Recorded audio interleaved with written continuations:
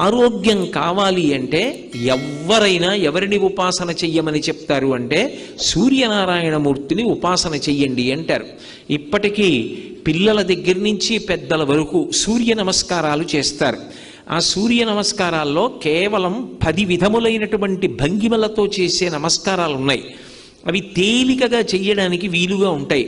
ఆ సూర్య నమస్కారం చెయ్యడం కేవలము శరీరమునకు ఆరోగ్యం ఇవ్వడానికి ఒక్కదానికే కాదు, ఆ సమయంలో సూర్య బింబాన్ని ఉపాసన చేస్తారు మనసుతో.